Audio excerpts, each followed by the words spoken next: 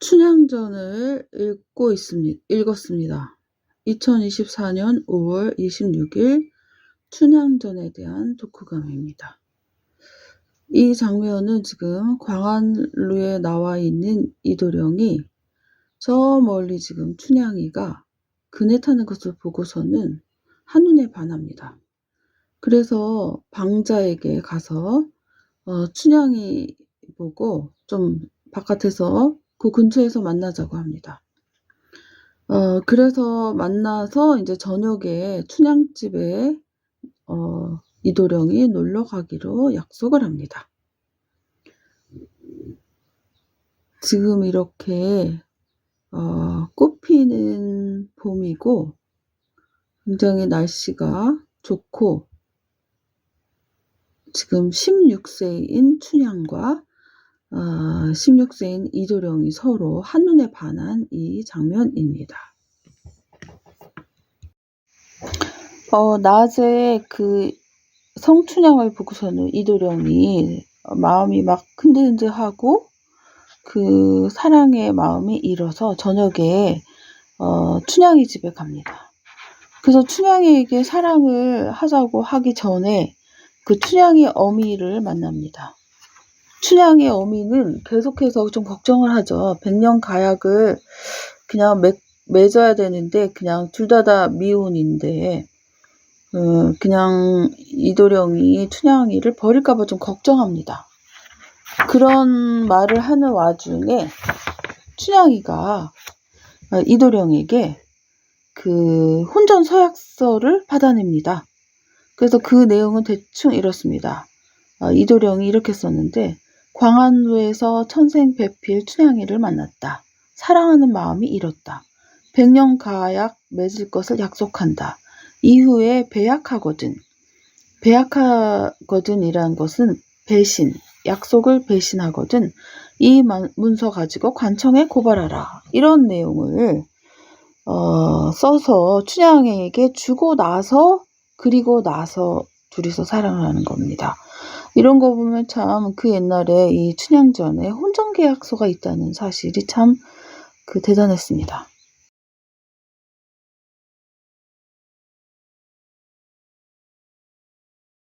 이 춘향 어미의 허락을 받고 또 춘향도 역시 이도령한테 혼전 서약서를 받고서는 이 밥상을 차려줍니다.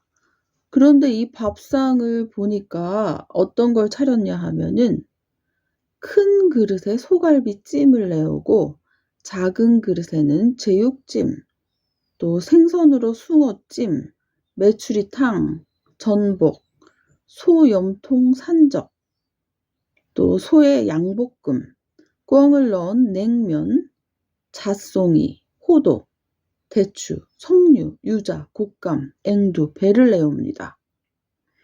또 술병도 가지가지 술병이 있다 그러는데 여러 가지 술병에다가 술을 담아옵니다. 이렇게 보니까 술병도 여러 가지가 있네요. 뭐 백옥병, 산호병, 오동병, 황새병, 자라병, 당화병, 쇠금병, 죽절병 이렇게 여러 가지 술병에다가 술을 내오고 술 이름도 또 여러 가지입니다. 포도주, 자하주, 송엽주, 과하주, 박문주, 천일주, 백일주, 금노주, 소주, 약주, 연엽주 이렇게 진수성찬을 차려서 이렇게 대령하여서 거의 뭐 이 장모가 이렇게 이도령한테 이렇게 차려준 것인데 우리나라 음식 중에서 이렇게 찜 요리가 대표적이고 산적 있고 냉면 뭐 이런 요리들이 보입니다. 춘향전을 보면은 참 처음에 설레는 두 청춘 남녀의 만남 그리고 서로 언약해서 사랑하는 장면 그 다음에는 이렇게 이도령이 아버지 사또를 따라서 다시 서울로 올라갑니다. 사실 이도령은 직업이 없는 학생인 입장이죠. 그래서 아마 장원급제 하기 전에 이제 고시공부라고 할 수 있죠. 예전에 벼슬아치들이 할 수 있는 그 공부를 하러 아버지를 따라가고, 아버지가 서울로 발령이 나서 아버지를 따라간 것이고, 그 와중에 춘향이는 인제 수절하기로 기다리고 있었는데 변사또가 등장합니다. 새롭게 그 춘향의 아버지 사또가 간 이후에 새롭게 부임해 온 사또가 있는데, 그 사람의 성격에 대해서 여기 이 책에서 그 묘사를 해 놨는데 참 특이했습니다. 변학도 성격을 이렇게 묘사합니다. "성격이 괴팍하고 가끔 미친 듯이 날뛰는 증상이 있다. 또 실덕을 한다." 한자로 실덕은 뭐 잃어버릴 덕을 잃어버린다. 그러니까 도덕성이 없다는 것이죠. 그리고 또 고집불통이다. 이 변학도의 성격이 이런 사람으로 묘사되고 있습니다. 우리가 생각하던 원래 제가 춘향전을 읽기 전에 변사또에 대해서는 이 사람이 좀 이렇게 기생들만 좀 밝히는 그런 사람으로 봤는데, 성질도 별로 좋지 않았던 것 같습니다. 그리고 이제 변학도가 이 부임을 하는 날 아마 그 마을에 있는 모든 사람들이 인사를 나누는 모양인데, 기생들도 점호를 합니다.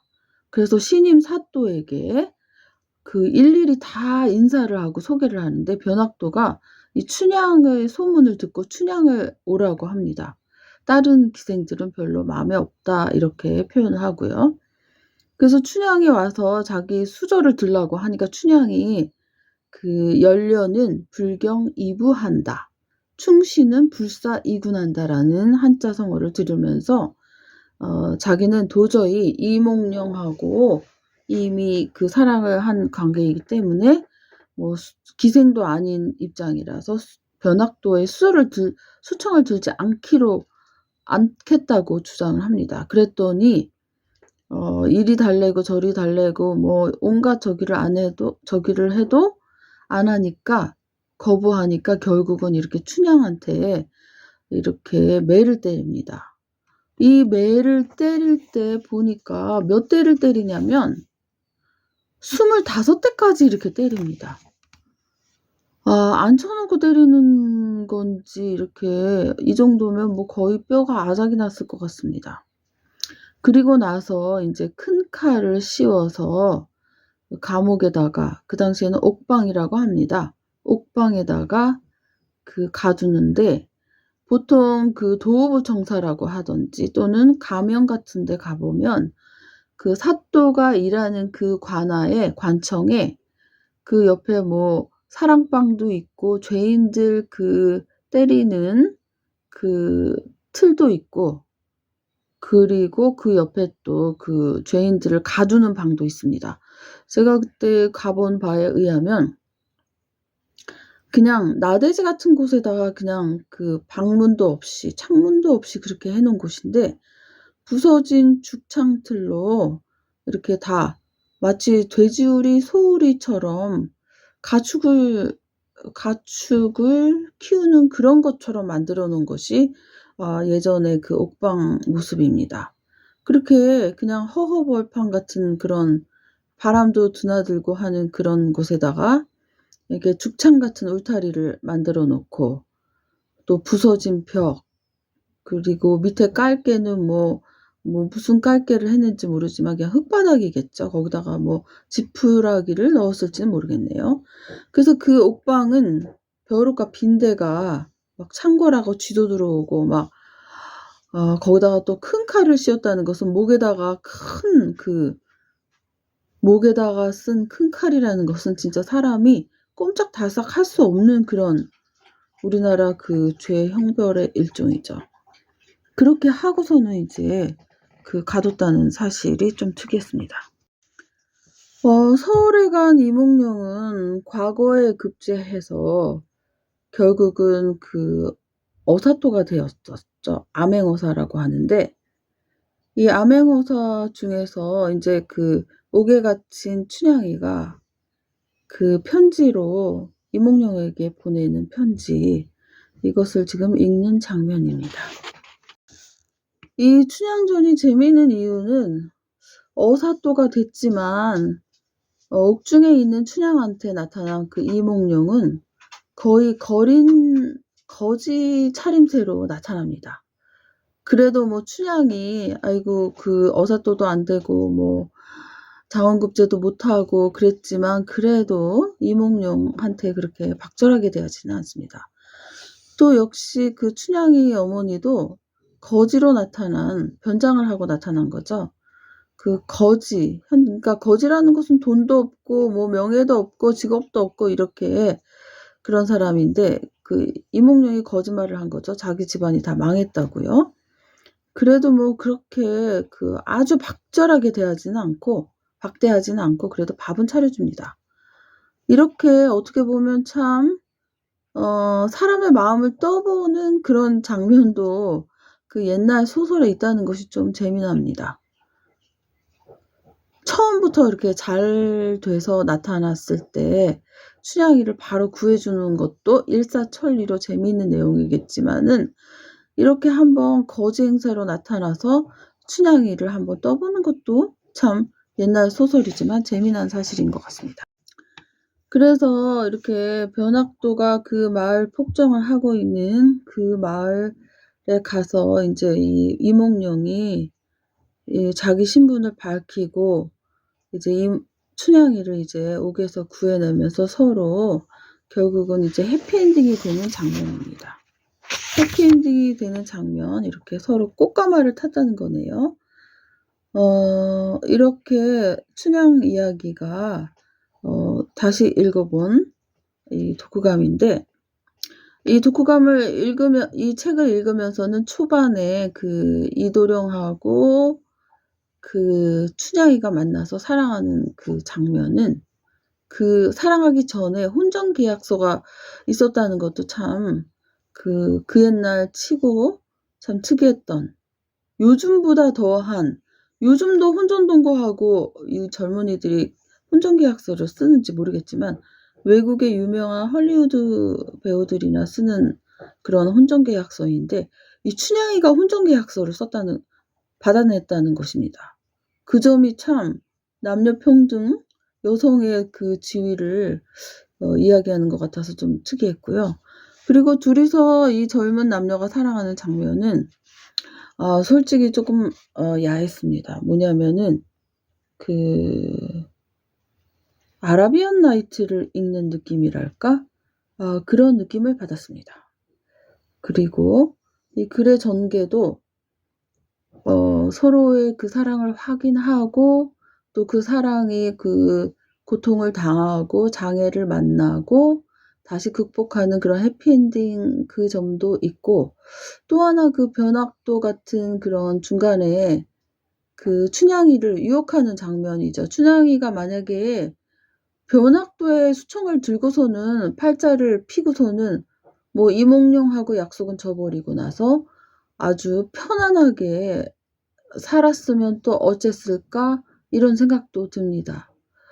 이게 여자의 마음이라는 것은 지조가 있어 가지고 끝까지 난관을 굴하지 않고 호강을 해 준다고 해도 그런 것들을 다 뿌리치는 그러한 여성의 그런 모습을 보여주는 장면이 참 대단했던 것 같습니다. 실제적으로 만약에 그 조선시대였다면은 이 춘향이 같은 입장도 굉장히 많았을 것 같습니다. 그랬을 때 춘향이처럼 이렇게 매를 맞아가면서도 그 수절을 하겠다고 버티는 여자도 있었을 것 같지만 뭐 100%에서 한 뭐 나머지는 춘향이는 참 특별한 경우고 그렇지 않은 경우도 굉장히 많았을 것 같습니다. 그럼 만약에 춘향이가 만약에 춘향이 같지 않고 그 변학도의 그 편을 들어서 평생 동안 호의호식 호강하고 살았을 여자들도 많았을 것 같은 느낌이 듭니다. 그런데 결국은 또 버림받지 않을까. 왜냐하면 기생신분이기 때문에 그런 생각 저런 생각이 듭니다. 어쨌든 이 춘향이가 그 매를 맞아가면서 또 그 자기 그 지조를 지키겠다는 그 고집, 그것이 변학도의 고집보다 더 강했다는 그런 느낌도 들었습니다. 이상 개인적으로 그동안에 영화로도 나오고 TV로도 나오고 했던 그 춘향전, 그런데 사실은 책으로 한번 읽어본 적은 없던 것 같습니다. 그를 한번 완독하고서는 지금 개인적인 느낌을 말해봅니다. 이것이 한글판 춘향전입니다. 춘향이란 계집이 이렇게 남원 이런 글자들이 보이네요.